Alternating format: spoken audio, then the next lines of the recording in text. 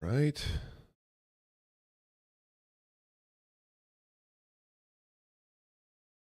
Check this here real quick.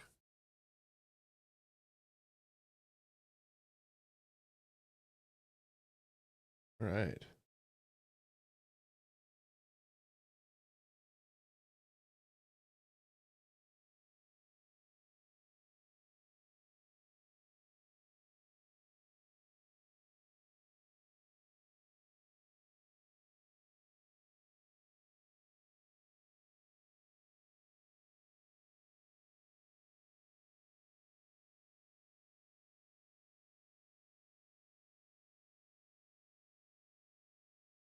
There it is right there.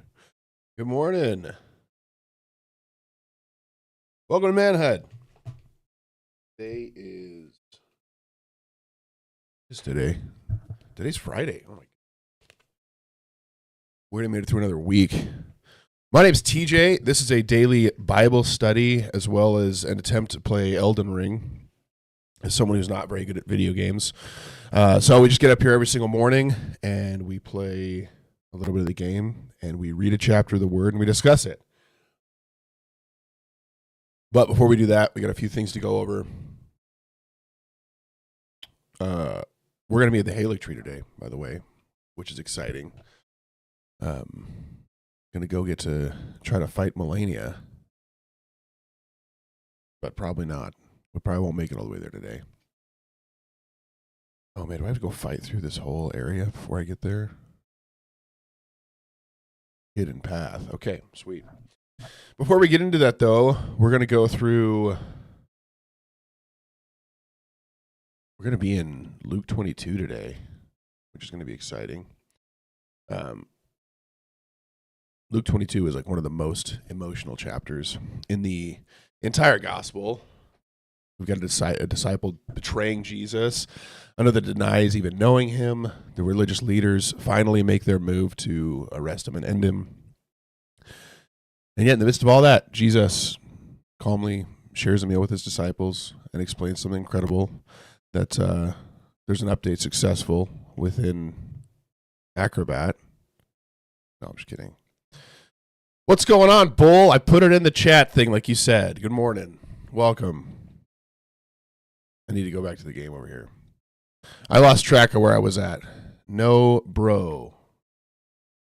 Ohio, bro. Hey, what's up, man? Welcome. What's going on?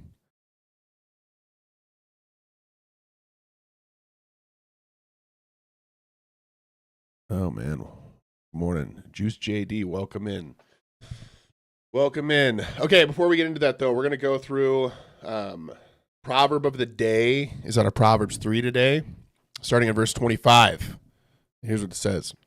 It says, "Do not be afraid of sudden terror or of the ruin of the wicked when it comes, for the Lord will be your confidence and will keep you from being caught." We're doing daily... Oh, hold on. I'm going to die.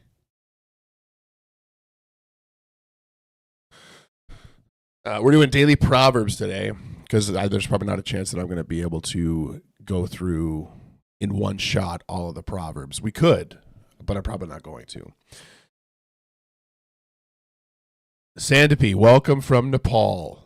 We actually had Nepalese food on Wednesday. So, is this my first playthrough? No, it's not. It is. I have played through this game before. Does it drop behind me after I pick this up? It does. Gives me a nice, useless thing. We're not killing it. This isn't not worth it. Anyway, I love this proverb. Do not be afraid of sudden terror or of the ruin of the wicked when it comes, for the Lord will be your confidence and will keep you and will keep your foot from being caught. The Lord's going to hold you up. Second thing we usually do is we go through gratitude of the day. First off, we throw ourselves off the side of this cliff, and then we'll do that. So, 3 things we're grateful for. If you're here, you want to join in, you're welcome to.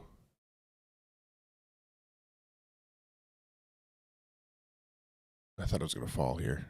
Okay, cool. We didn't. First thing I'm grateful for today is actually Bull. Bull's here this morning. And I've been super grateful for him and his whole clan. He's got a whole group of people that have been extremely helpful to me, and I'm just super grateful for them. Secondly, oh man, I'm gonna die in the room here. Hold on. Yep, I died. Bull's my friend. Good morning, Erich von Erich. Welcome. Oh man, we're gonna do it again. Second thing, I inherited this hitch from my work, as in like a ball hitch for a truck, and it's been super useful. I'm thankful for that. And then finally, I've had a lot of opportunity recently for like networking events, and I've been super grateful for those as well.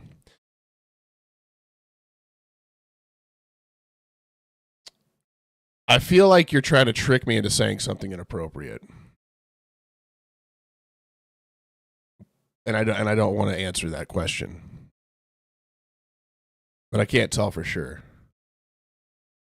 So you let me know if you're legit, and I'll watch this. Got one. I'm a left Twix guy, always.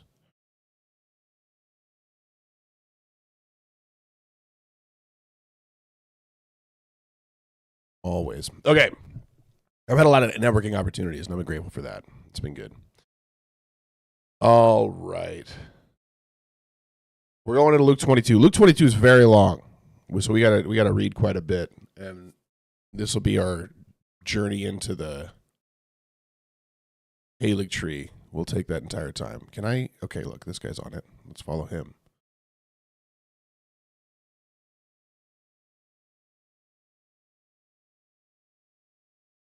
All right, sweet. We did it. Oh, who's swinging? Oh, he's behind. We got him.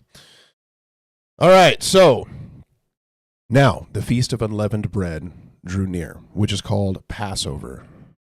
I'm going to be so tempted to just talk nonstop about everything in this chapter, so you guys are going to have to keep me on task. The other thing I'm working on today, just so everyone's on the same page, I need everyone to maybe not totally ridicule me, but I'm trying to stop saying but I'm distracted the whole time, and so I keep saying while I'm in the middle of like trying to read, talk about the chapter, and play the game.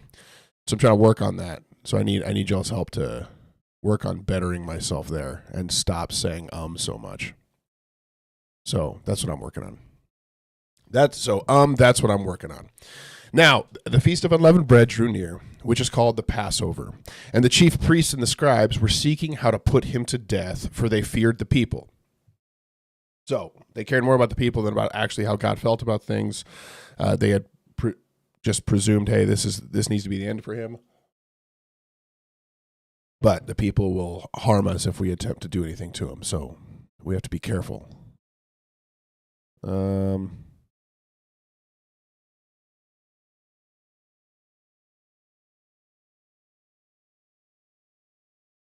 I don't like those little claw guys. I'm not a big fan.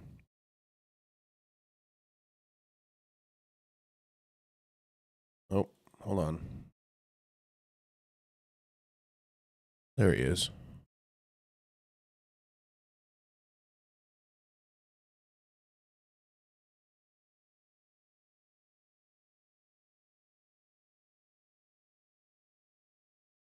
All right, we got him.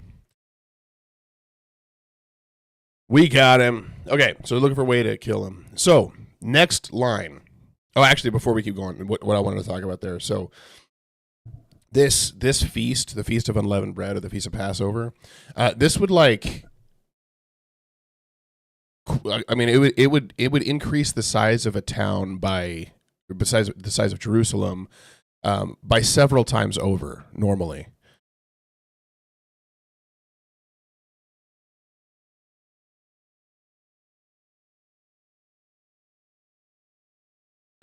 Maxwell, you can join the. We have a Discord I don't totally know how to use, but we have one, so you can join it if you want to. Anyway, so everyone would come from all over for the Passover feast. This would increase the size of Jerusalem massively. There would be a ton more people there. And there's a lot more to come with like the concept of the Passover festival and what it means for Jesus. So it says, then Satan entered Judas, called Iscariot, who was of the number of the 12. He went away and conferred with the chief priests and the officers how he might betray him to them. And they were glad and agreed to give him money. They were glad to be interacting with somebody indwelt with Satan himself. I find that interesting. Watch this.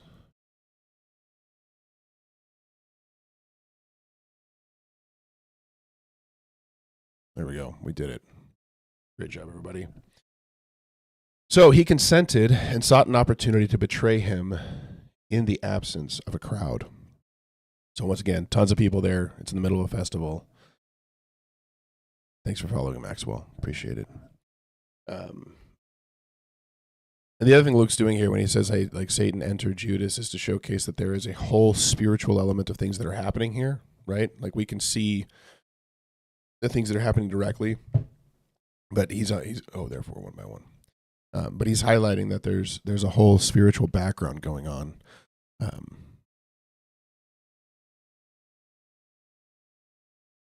There we go. He's got like a blood flame or something on there. That barely missed.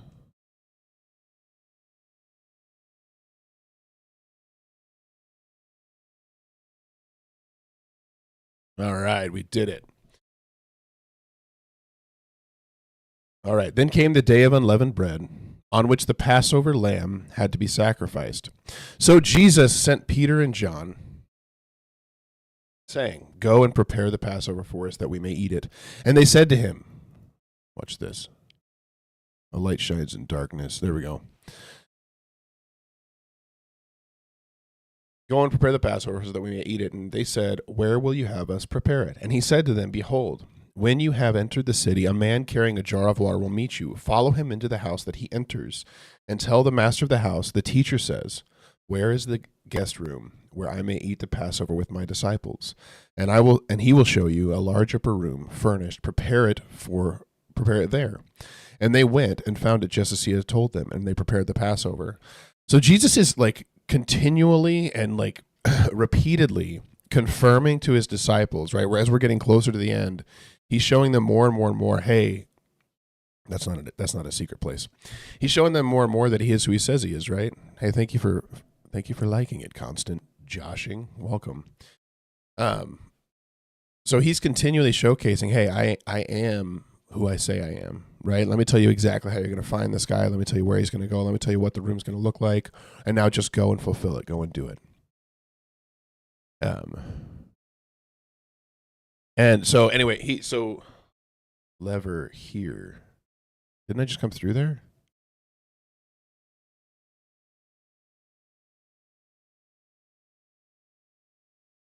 No hidden path ahead. Doesn't seem like it's over here. Okay, and then they went and found it just as he told them, and they prepared the Passover. Another thing here, upper rooms were common gathering spaces. So the little like second area of the house was most commonly the area where you would meet and hang out. And many homes had like rooftop rooms used for meals and meetings. A lot of this is to, hello, welcome. Why are you saying it with a question mark? Welcome in. And a lot of it was to get out of either the heat or the because it would get hot inside the homes. All right, so they prepared the Passover. And when the hour came, he reclined at the table, and the apostles with him. And he said to them, I have earnestly desired to eat this Passover with you before I suffer.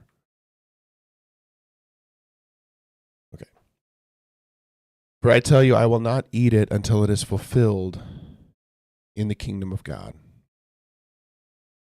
And he took a cup, and when he had given thanks, he said, take this and divide it among yourselves. For I tell you that from now on I will not drink of the fruit of the vine until the kingdom of God comes. So he's literally saying, hey, this is my last meal. This is the last thing I'm going to partake in. And he took bread, and when he had given thanks, he broke it and gave it to them, saying, "This is my body, which is given for you. Do this in remembrance of me." And likewise the cup after they had eaten, saying, "This cup is poured out for you, is the new covenant in my blood." Not Levi, thanks. Welcome in, dude. Is the new covenant in my blood. So I'm going to stop here because he's about to talk about Judas betraying him. So there's a few things that are happening here. First off, the Passover, they would mark themselves, right? If we talk about the original, okay, if we talk about the original story, you got the Passover, which was the moment when Moses goes and warns the people, hey, the angel of death is about to come over Egypt, for they will not let God's people go. Go ahead and mark the doors of your house with the blood of a lamb. The angel of death will pass over and will not take you, right? You will not be found in judgment if you go and do this and live up to it. Is it a mimic? Oh, it is. I didn't know you got a stray mimics here. I didn't know that was a thing. We'll let our mimics fight each other. Let's do that. We'll keep reading. Okay. So he reclined at the table. So we're talking about Passover. I'm sorry. So in that time, you've got Moses telling them to mark their doors with blood. The lamb will pass over them, and then they're able to escape their slavery. So Jesus doing this, like essentially establishing what is a new covenant, would be a big deal, right? So he's establishing a brand new covenant through what is his blood. Okay, we got to go. Hold on.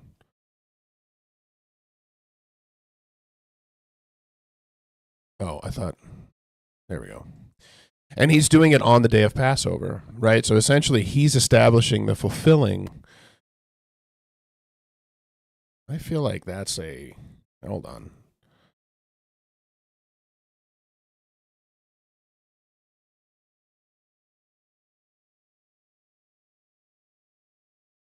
Oh, come on. That was close. Oh, push the wrong button. Here we go. Oh, hold on. Here we go. Nope. Here we go. Hold on. All right, first try.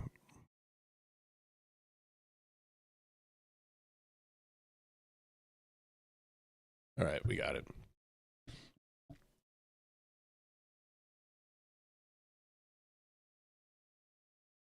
Okay. So he establishes his covenant on the day of Passover. We'll get more into that here in just a second. But Passover, essentially what he's showcasing here is he is also fulfilling the role of Passover. He's connecting himself to the redemption of the people of Israel in Egypt, right? Israel had to be delivered from this bondage, this slavery, and it was done by God coming through, wiping out this old guard, this old covering, this old governance, and bringing about something new.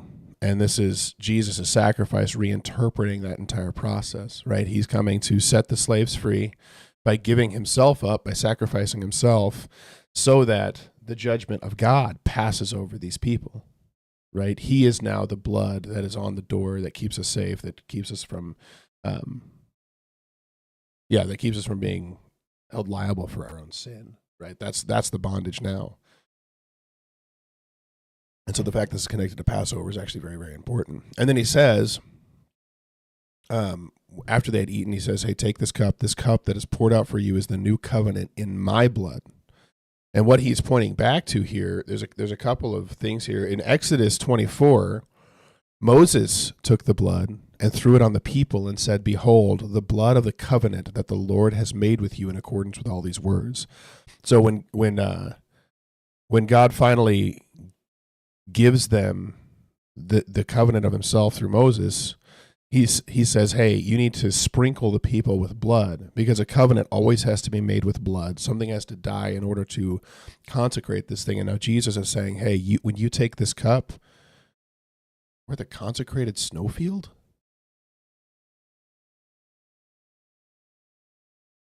I'm very confused. Is this turning the other way? I didn't realize that took you to the consecrated snowfield. Jesus is saying, hey, this cup that you're taking is the covenant in my blood, right? You're sprinkled with my blood rather than anything else. Oh man, we can level up. Let's do it. Hmm.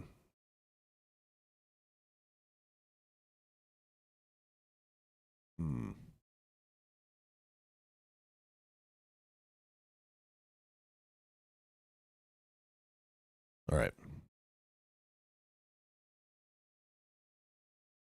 Where am I? I don't even know where I am right now.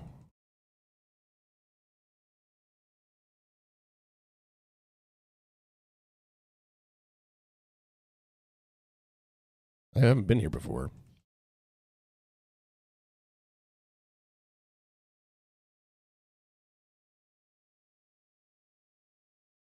Oh, is the consecrated snowfield? That's not. Is that the path to? Oh my goodness, I'm out of here. We're good. It must be. What does this say? All right, we're getting out of here. I didn't think that the consecrated snowfield was the path to Melania. Unless I'm just going the wrong way. Maybe I'm going the wrong way.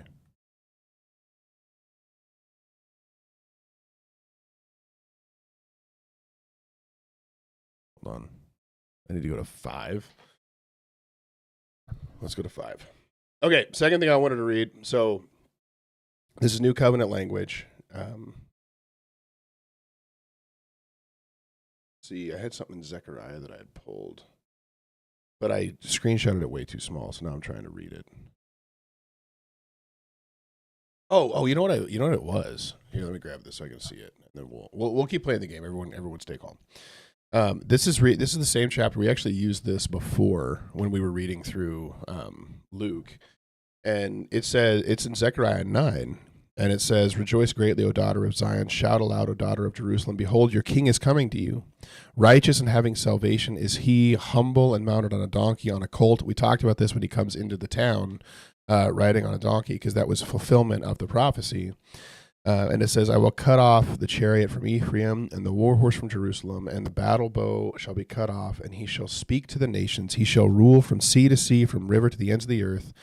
As for you also, because of the blood of my covenant with you, I will set your prisoners free from the waterless pit. Return to your stronghold, O prisoners of hope. Today I declare I will restore you double, for I have bent Judah as my bow and made Ephraim an arrow. I will stir up your sons, O Zion, against your sons, O Greece, and wield you like a warrior's sword." So this is him talking about, hey, like my covenant, my new covenant that I'm going to create with you will be your redemption, right? Will be this Passover, this freedom from this bondage. Okay. Hold on. So that's the new covenant in his blood. Now he says, "But behold, the hand of him who betrays me is with me on the table. For the Son of Man goes as it has been determined, but woe to that man by whom he is betrayed." And they begin to question one another, which of them it could be that was going to do this. Hold on, we go look at a map. What does this say? What a train, welcome. Frank, welcome in. I feel like I'm going to... Oh, look. Another little grace. Great. Okay. So they question one another, who's it going to be? Who is doing this? And then, so here's what's interesting. The very next moment, right? A dispute arose among them as to which of them was to be regarded as the greatest. And he said to them, "The kings of the Gentiles exercise lordship over them, and those in authority over them are called benefactors. But not so with you. Rather, let the greatest among you become as the youngest, and the leader as one who serves. For who is the greater One who reclines at the table or one who serves? Is it not the one who reclines at the table? But I am among you as the one who serves. So this is where he takes this whole thing and flips it upside down, right? He's sitting here and he's like, you guys are talking about which of you is the best. And the reality is, what's very interesting to me, I'll take one step back. Hey, thank you for following. Ramon, I believe. Ramon, Warrior of God, welcome. Very cool name, very cool moniker. Happy to have you here. What's really, really interesting is he literally has just gotten done saying, hey, the one who betrays me is going to sit at the table with me. And then they're all questioning which of them it's going to be. What's interesting to me is then they go and the next step they take, in essence, is a betrayal of Jesus, right? Of everything he's been teaching them so far, is to start dispersing amongst themselves who's going to be the best of all of us, right? Totally missing the point of what Jesus is there to do and what like clear an indicator he's made. And he's gracious with him. Don't get me wrong. Like he's gracious to him. He's gracious with him. But it does stand out to me that he says this and their next moment is literally completely going against everything that he's established. And then he's graciously tell them, hey, the king of the Gentiles exercise lordship over them, right? Hey, if you're looking for this thing, Gentile people do this, right? Gentile people will put these people up on a pedestal. Those in authority over them are called benefactors. There's this whole hierarchy, but not so with you. And then he says, look, I came to serve. So if you're looking at me as the king, who's better, the one who reclines at the table or the one who serves the one who reclines at the table? And then he says, clearly it's the one who reclines at the table. But you're following me as king, and I as the king am serving at the feet of those around me. And so it's like, for you to become great, for you to become better, is literally for you to become lower than me. Sitting here as a, oh man, I'm still short. Sitting here as a servant, you want to be on my level, you have to get down below me, right? You're below washing feet. You're below being like serving the people reclining at the table. If you truly want to be my disciples, whoever's going to be the greatest is going to be less than I'm placing myself as. Right. And it's very, very interesting because he completely inverts this whole conversation to, you better start fighting over who could take the lowest possible authority position, who can be in just total servitude, who can be in total humiliation and humility. And the timing of them arguing over this is just like shocking, right? Like he's literally talking about the end of his life. He's about to go up to death. And then they're sitting there discussing who of them is going to be the greatest, who of them is going to be the highest up in the kingdom, when he's about to go and take the lowest possible position, literally give his life for saving you and me, right? Some of the biggest losers on the planet. And they're going and arguing which one of them is going to be the most close to him. Oh, look at we got Albinorix over here. Where is the Halix? I don't know how to get to where. Amen. I don't know what this is. Oh, do we know how to get to the? I'm getting this map, but I don't know actually how to get to the Halix tree unless I need to go back to that tunnel and go a different direction. And there's a cliffside.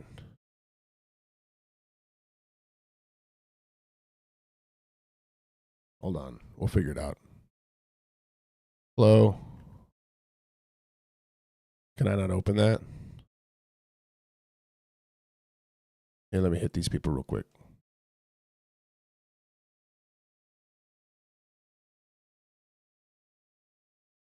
You have to make it to the village of the Albinorix. Okay. Good. Oh no, the camera's still there. Can we use this thing now, or do we have to wait a second? We can. Oh my goodness, I thought I would become, there we go. Blowing curve sword. Let's go make it there, huh? Oh, you see that? Bobbed and weaved. All right. Let's keep reading. We got like 2 more pages of this. You are the ones who have stayed with me in my trials, and I assign to you, as my Father assigned to me, a kingdom. So he says, hey, like you are being given a kingdom. Like just be ready for what that means for you. And I assign to you as my, sorry, I just read that, that you may See, I'm saying a lot. Stop moving it. The wolves will get you while reading. Stop moving what? Oh, like, oh, stop moving where the wolves will get you. Oh, I see what you're doing. Wow. Thanks, Legion. Welcome, dude. Appreciate the game controller. It's so cool. It does this really cool thing on my screen. It looks sweet. I appreciate you, man. Welcome back to the channel. Good morning, Mrs. Bull. I'm happy to have you here. Welcome in.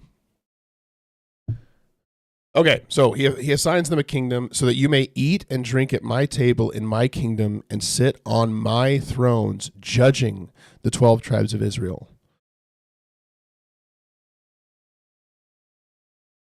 You see that? We're not going to attack them. I think the Alban orcs are kind of friendly, huh? Is this where I have to go? Told you wolves. You did tell me wolves. Is this what you're talking about, though? This is where, like, all those scary, like, assassin invisible guys are, isn't it? Yeah, I don't like this spot in the game either. But luckily I have no runes to lose.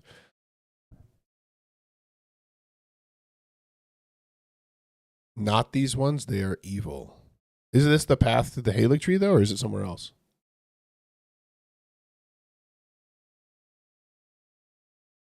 It seems like I have to go through there, right? I think. Okay, cool. All right, we're going to keep reading, though. We'll just die to him. It'll be great. So,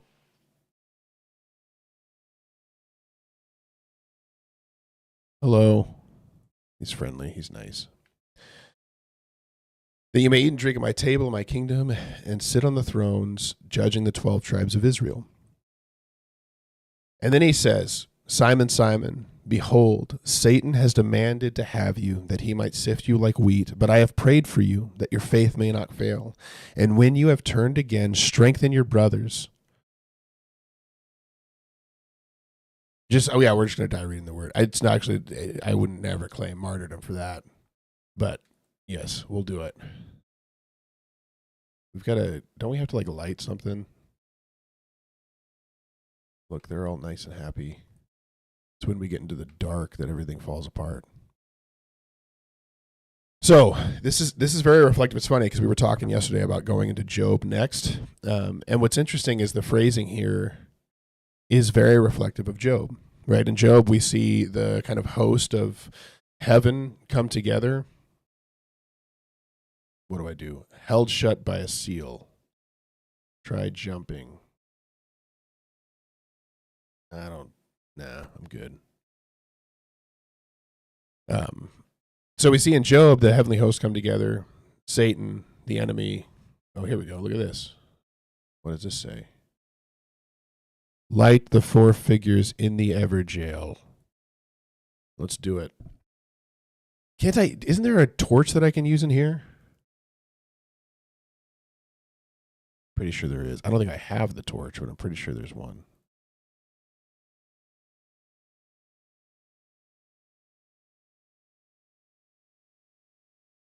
I don't have the torch. And I can't use great. Well, here we go.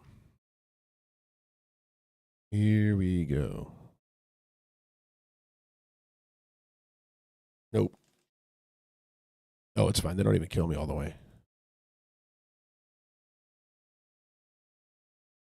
Light flame.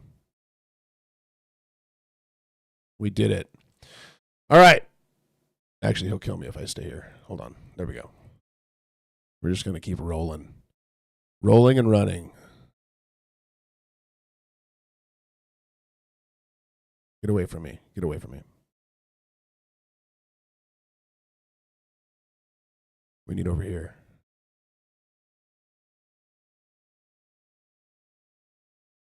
There we go. Okay, so Satan has demanded to sift you like wheat, similar to the see, I'm saying again. I'm working on this, guys. I'm really working on not saying so often. Maybe it's not bothersome to everybody else. The heavenly host comes together. Satan comes before him and says, "Hey, what I've been doing is I've been going throughout the whole earth, and I've just been seeing what's going on over there." And God literally asks Job, "Hey, have you considered my servant Job?" Right? He offers the thought up to the enemy, and what Satan says is, "Well, I'm not going to touch that guy because." Like, he worships you only because you've given him everything he ever wanted, right? And so if you took it away, he would definitely deny you. And God's like, okay, go ahead and do what you want with him, but you can't harm a hair on his head. Nice. Frodo Swaggins, you got like the coolest name ever. Keep reading it, dude. It's life-changing. It's great. We're reading it here every morning. So then God gives him the authority. Ben, thanks for following. Welcome. There's too much going on in here.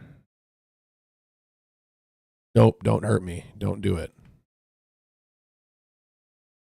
There's one right there. I need to go over there.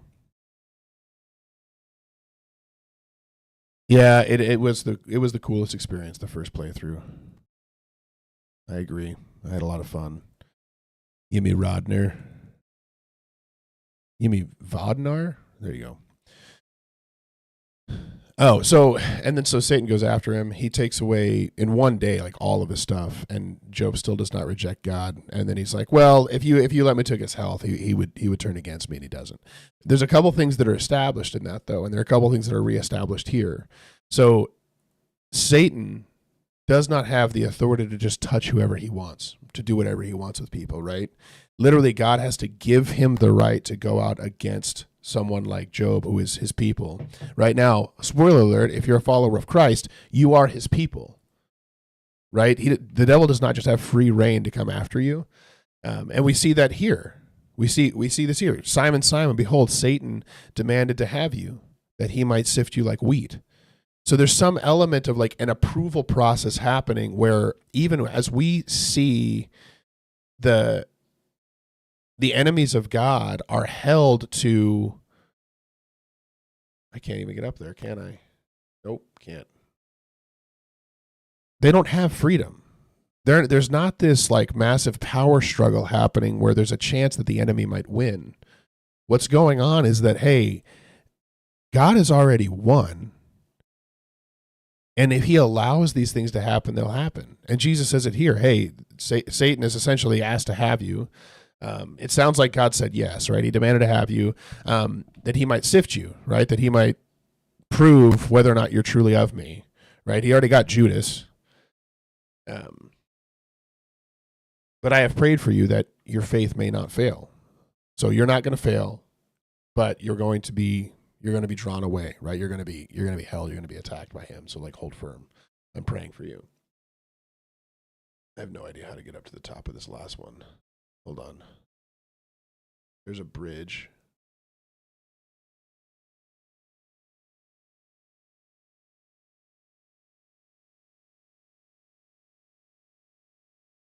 Trying to get away from some of these guys. Do I have to go across? I have to go up over here? I feel like it's over this way. Am I right? Is it over this way that you get up?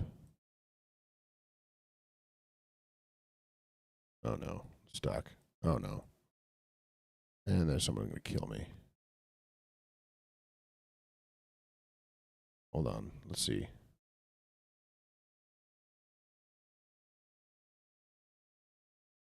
I passed it.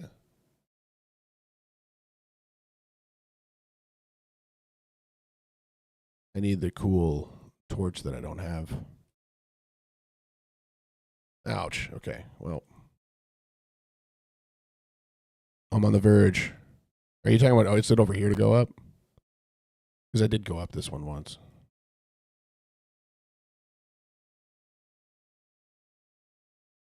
Do I have to run along the rooftops?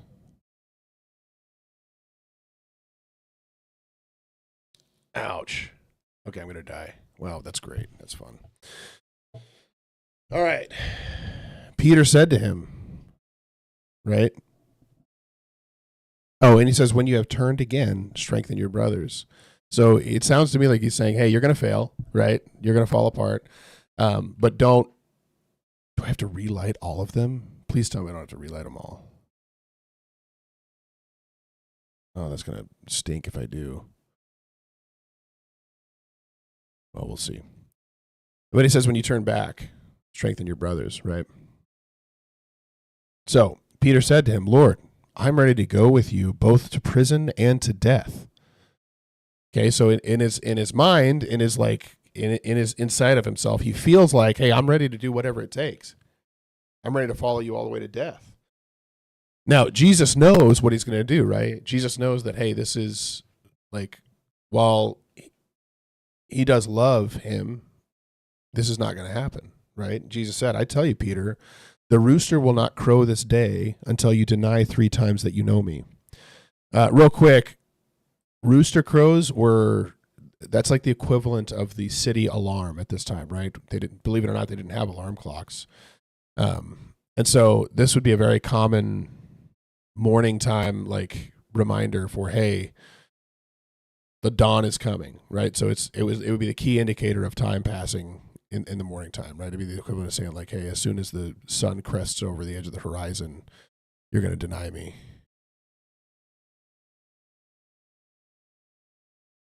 Oh, he didn't pick it up. Hold on. Nope, he still didn't pick it up. Great.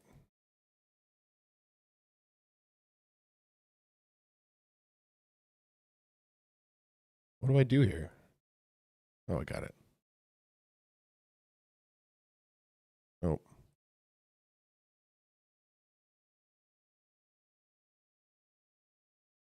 This is annoying.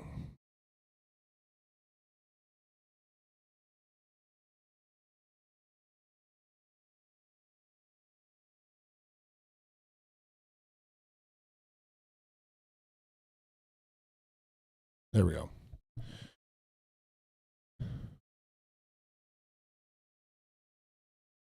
I'm not a fan of those guys. Not a fan. Okay, so before the rooster will crows, you will deny me 3 times that you know me. And he said to them, when I sent you out with no money bag or knapsack or sandals, did you lack anything? And they say, no, we lack nothing. We did it. We lacked nothing, right? And then he says to them, oh, okay, I guess we're going somewhere else. So you went out with nothing prepped, nothing owned. Just like reminding them, right? This is the same thing that Moses did at the end of their wandering through the desert. It's the same thing that Samuel does as he's teaching the people. He's reminding them of what they've already experienced, right? Hey, the people of God, you've experienced all this well-doing, all this good from God. You've been taken care of. You lacked nothing, right? All this was done. Let me reestablish, like, essentially the good news, the things that have already been done to you that you can remember, that you can draw back to as things get hard. Because then he says, but now let the one who has a money bag take it, and likewise a knapsack, and let the one who has no sword sell his cloak and buy one. For I tell you that the scripture must be fulfilled in me. And he was numbered with the trespassers, for what is written about me has its fulfillment. And it seems like they would get it at this point. It seems like they would understand at this point what he is trying to tell them, and he does not, or they do not, right? Because what they say to him is, oh, well, master, like, look, here are 2 swords. We've already got a couple. We're fine. And he said to them, it is enough, right? It's enough. And he came out and went, as was his custom, to the Mount of Olives, and his disciples followed him. So he's heading out to go and pray once again to be before the Father. We did it. We made it to the Halig tree.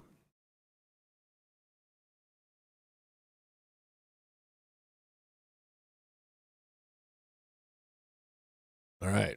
Good job, everybody. And when he came to the place, he said to them, pray that you may not enter into temptation. So he's saying, hey, prepare yourself, right? This is like the devil is at the doorstep here at the moment. He's pressing as hard as he can to stop all this that's happening. He's attempting to have me killed, and he's going to press into you as well. So pray that you don't enter temptation. And he withdrew from them about a stone's throw and knelt down and prayed. And he says, Father, if you are willing, remove this cup from me. Nevertheless, not my will, but yours be done. Right? And this prayer that he's giving in Gethsemane, a lot of it mirrors the laments in Psalms, right? It's very mirroring of how like people like David and those who write in the Old Testament. And it's a submission to God's will, but an outcrying of, hey, can this pass from me? Right? And we see this element of like the despair of Jesus, of understanding where he's headed and what it's going to mean, and still being subservient, right? Never giving into temptation to not do what God's will is, but being a servant to him while also asking for relief, asking for freedom from this stuff. Don't hurt me. Let's just hang out. Oh, man. Okay. Well, that was fun. All right. Nevertheless, not my will, but yours be done. And there appeared to him an angel from heaven, strengthening him, which is pretty cool. And then being in agony, he prayed more earnestly, and his sweat became like great drops of blood falling down to the ground. And when he rose from prayer, he came to the disciples and found them sleeping for sorrow. And he said to them, why are you sleeping? Rise and pray that you may not enter into temptation. So even the concept of their desire to sleep, he's characterizing as, hold on. Here we go. Oh, well, never mind. We'll try again. He's characterizing a temptation for them, that they're wanting to sleep. And while he was still speaking, there came a crowd. And the man called Judas, one of the 12, was leading them. He drew near to Jesus to kiss him. But Jesus said to him, Judas, would you betray the Son of Man with a kiss? And when those who were around him saw what would follow, they said, Lord, shall we strike with a sword? So remember, he's just told them, hey, what you saw before, where you were all taken care of and you had no lack, that's not going to happen going forward. Bring what you can. If you don't have a sword, sell what you have to get a sword. They're still misreading all of this as you're going to need a sword to fight with me in my kingdom. And he's trying to tell them something totally different, which is that they're going to be without him, right? And they're reading it as, hey, should we attack these guys? Should we fight them? Because you told us to take up these swords. Oh, my goodness. This is going to be rough.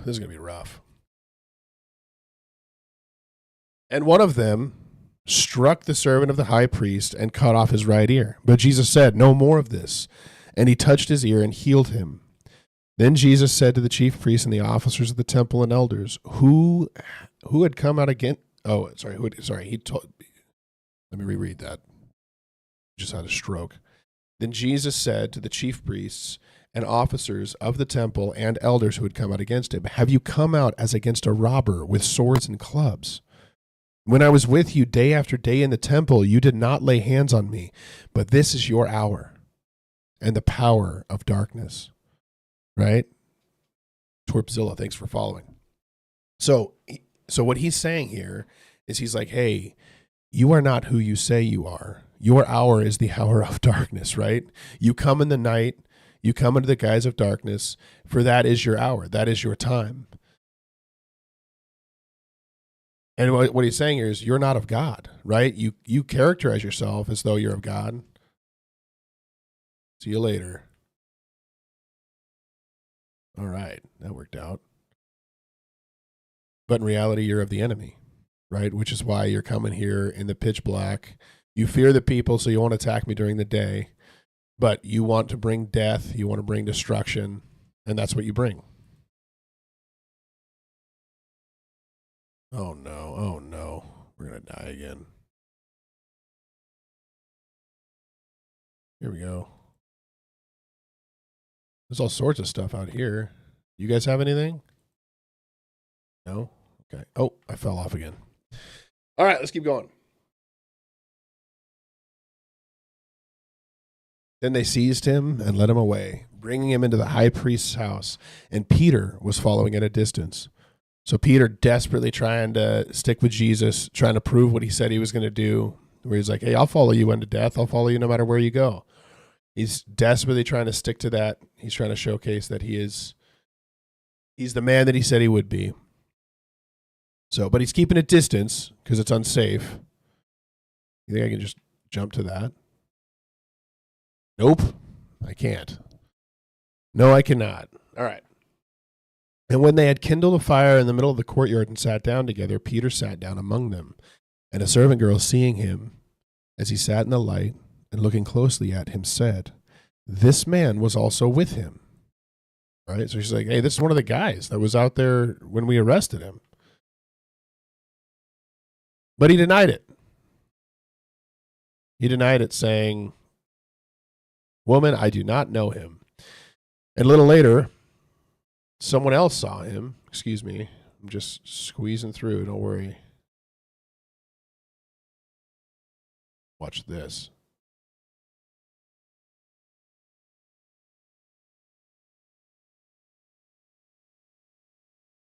I don't like these little bubble guys. I'm not a fan. Not a fan.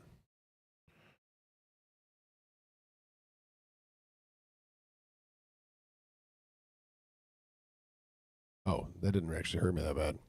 I forget that when I use that L2 thing, it heals me. Oh, he's huge.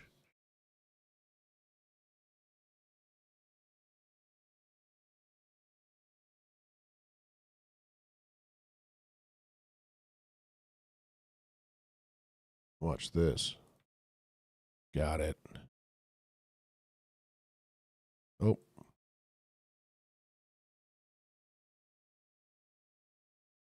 Hold on. Excuse me.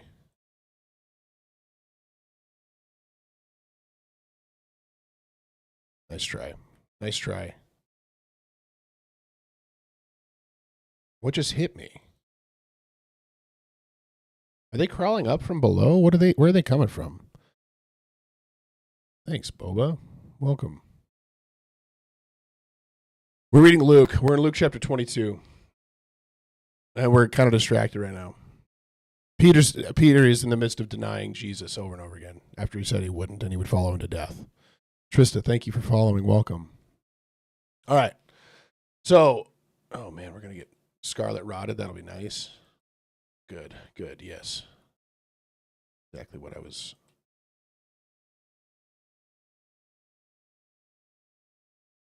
All right. Okay, well, there's the end of my life. I'm going to have to rush through. Okay. So a little later, someone said, you are one of them. Peter said, man, I am not. And after an interval of about an hour, still another insisted, saying, certainly, this man also was with him, for he too is a Galilean. Like, we know where this man's coming from. He's one of Jesus's. So this time, he says, man, I do not know what you are talking about. And immediately, while he was still speaking, the rooster crowed. Exactly as Jesus said, before the rooster crows, you'll deny me 3 times. Once again, so this is a sad story, right? We're going to see his kind of reaffirmation by Jesus a little bit later on, but I think one of the important things to point out to all of us is that Jesus has been nonstop showcasing his power and his authority to his disciples over and over and over again, and he's doing it now, and he's doing it more and more and more, right? He's like, hey, go and set up a place for the Passover. Here's exactly how you're going to find this place. Here's who you're going to talk to. He's just done it with the donkey or the colt, right? He's like, hey, here's how you're going to go, and here's how you're going to find where we're going to, or how I'm going to come into the city on the foal of a donkey. So I want you to do that. And he's giving them more and more clear prophetic signs of, hey, I have the authority and power that I've said I've had. Things are going to be confusing for you guys for a second, right? Because he's not going to come in the power and authority they thought, right? They were sitting there thinking he was going to lead them to a military victory, and he's like, hey, it does not look the way that you expect it to, right? This isn't going to be what you expected, but I'm going to continue to showcase to you um, my power, my authority, who I am. And a part of that is even him showcasing to Peter, hey, I'm even going to prophesy about you denying me, about you doing something yourself, right? Hey, thank you for sharing the live. I appreciate that. That helps out a lot. What does this do? Does not move. Okay, cool. It's useless. What really hurt my heart is when they kept falling asleep while Jesus was trying to pray alone, and Jesus was disappointed. Yeah, it's sad. It's interesting too, because Jesus compares that to a temptation, right? Hey, don't be tempted. And I think a lot of it, I think it's interesting because I think Jesus is feeling down because it doesn't seem like they're understanding, right? Which leads to where in one of the other gospels it says it is Peter who attempts to cut off the high priest's servant's ear. Like he's attempting to take this, like they're still missing the mark, right? He's made it very clear he's going to go into death, and they're still not understanding, they're not seeing. And I think there's this sadness of like he's going to go out and fulfill this. He's going to see it, right? He's going to see his own death. He's going to see his own destruction, and his disciples still aren't getting it. They're still not fully there. He sees that Peter's going to go out and deny him 3 times, right? So there's this agony over what he's headed toward, as well as the agony over the fact that his closest group of people are not seeing this as clearly as they should yet. And there's this sadness of like they're going to have to like experience the despair of this thing with Jesus, right? And we see this here, right? The rooster finally crows after Peter denies 3 times, and the confirmation of what the Lord had said to him comes to pass. And the Lord turned and looked at Peter, and Peter remembered the saying of the Lord, how he had said to him, before the rooster crows today, you will deny me 3 times. Thanks for following, man. And he went out and wept bitterly, right? Jesus saw through him. And Jesus said, hey, this is going to happen. Be ready for it. And he was not, even though he thought he would be. All right. Now, the men who were holding Jesus in custody were mocking him as they beat him. They also blindfolded him and kept asking him, prophesy. Who is it that struck you? And they said many other things against him, blaspheming him.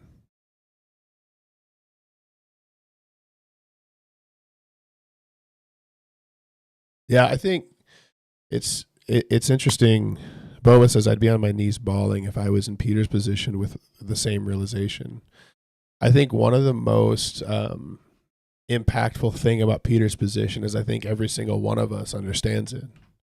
We understand being in a position where, in essence, we know what we ought to say. We know that we ought to speak to somebody. We know that we ought to do something. And if there's something that shuts our mouth, are they friendly? No, they're not. I never harm anyone who wouldn't harm me. That's the rule. You always be friends to those who are friends to you. But I think we innately understand it, right? We know what that is to deny Christ, even though we want to say that we would follow him. And I think it's exactly how Peter is. And Peter is so, they can do that while I'm on oh my goodness, I'm going to die. Yep, I died.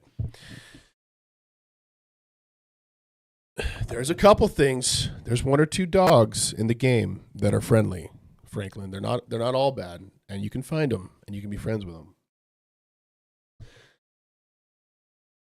Okay, but going into what's happening here, so Jesus now is receiving the ridicule of the people, right? Oh, I missed. Hold on. So I crawl up this thing, and then they're there, and they're able to just like kill me at the top of the ladder. Doesn't seem right. All right, so they're talking to him. They beat him. They blindfold him. They're hitting him, and they're saying, prophesy, who hit you?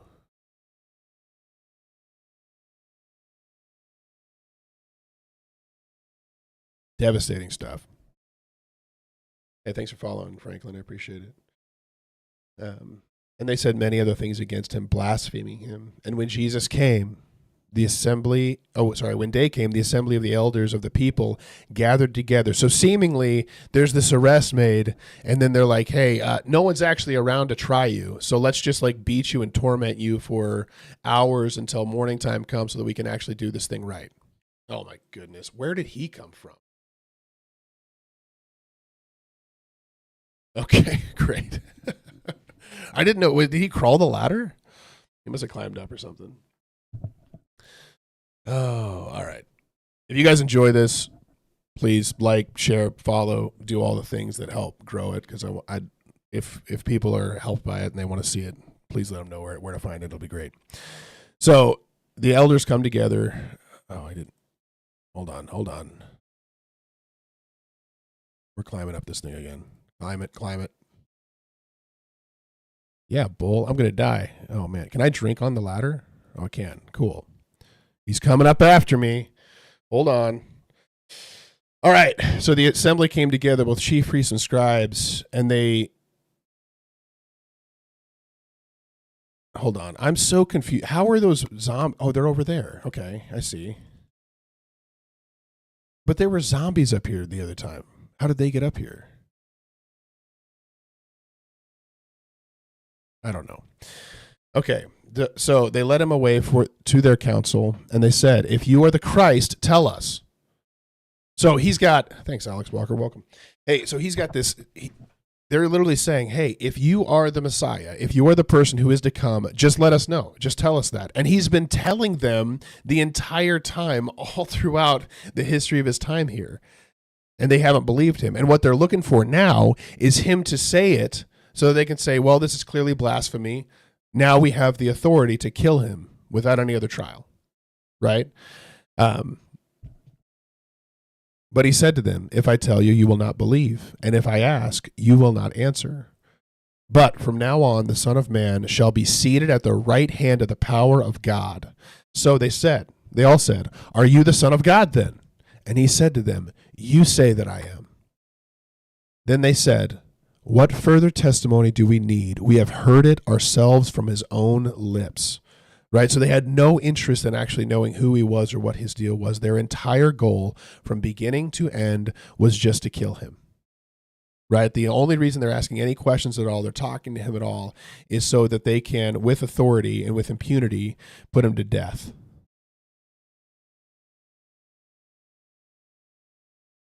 And that's what they do. Come here. Ouch. All right, we did it. Great job, everybody. Good work. All right. A couple of things that stand out to me as far as life application goes, and we're a little over on time. It'll be okay. What does the Pearl Drake talisman do?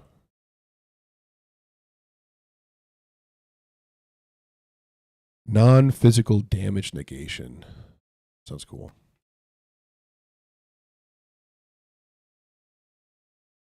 I'm still so confused as to how there were. Oh, did he kill him? Is that what? Okay, I don't know. Life application piece here.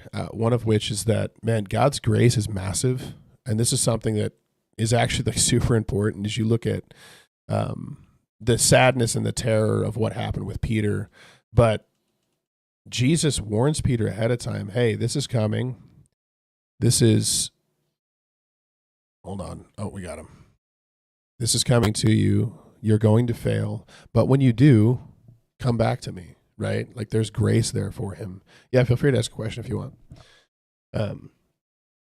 And faithfulness, like the realization that, man, our faithfulness can falter under pressure, and the remembrance that it's not of our own ability, of our own authority, of our own will that we follow and are faithful. Right? It's the Spirit staying in step, like us staying in step with the Spirit, that keeps us on the path.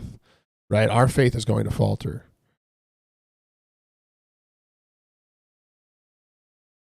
Oh my goodness, these things.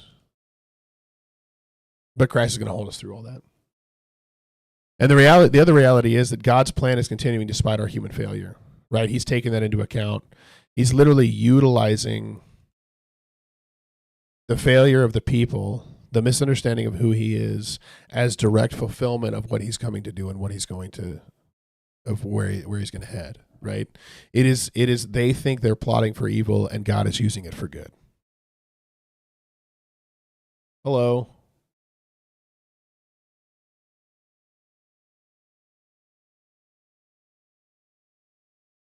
We got him. All right. The other thing is that, like, hey, we see this over and over again. Jesus needed constant, continual prayer, and so do we. Right? Jesus needed to be regularly in prayer with the Father. He literally is in the Godhood, and he still separated himself for prayer regularly. If he needs it, so do we. And he does it constantly. And you can see here, he is praying earnestly to understand, to settle himself, and to ask for freedom from some of this stuff, right? And we need to do the same. At the beginning here, we read about, oh, hold on. Oh my goodness. It's frustrating. Yeah, I can struggle praying too. I think just remembering, hey, this is like an aspect of we've been set free so that we have the opportunity to come straight before the Father through Jesus Christ. So the fact that we can even pray directly to him is a gift, and it's something that we need to remember. And then true leadership is service. Jesus establishes at the beginning here that, hey, the greatest among you is going to be the least. Right? And that's not just a weird statement. It's literally who is going to humble themselves the most in servitude of the other people, give of themselves the most in servitude of other people. That is who is going to be the greatest among you. Hold on, I'm going to pick this up. There we go. Ouch. Okay. Hold on. We're good. All right, we got to end things here because I got to go to work. Oh, and you know what restores us, right? When we fail, it is grace, right? And Jesus preemptively gives Peter grace. He's like, hey, when you fail, when you struggle, when this falls apart, just come back to me, right? There's grace here. Hold on. Ouch. I tried to parry, it did not work. All right. I think that's about it. We are going to be going into chapter 23 tomorrow, which will be good, I think. And we'll be doing that, what is that, 6:30 a.m. Central, 7:30 a.m. Eastern. My time, it's 5:30 a.m. So any of you want to join, feel free. If you've liked this, it's been helpful, follow along. Share it if you want to. Whatever you guys want to do is great. I want to be faithful to what I feel like God's called me to do, which is showing up here every morning and playing video games while I read the Word. So with that, you guys stay in step with the Spirit. Keep Christ the center focus of your life. And I'm going to go get ready for work. But have a great day. You guys want to kill this misbegotten guy real quick? And then we'll go? Let's do that. There's so many places to go. What does this say? Is there 2 of them? Watch this. Oh, nope.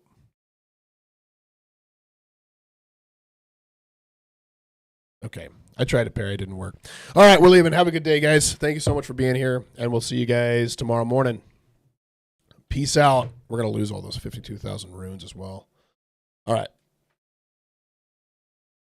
Here we go.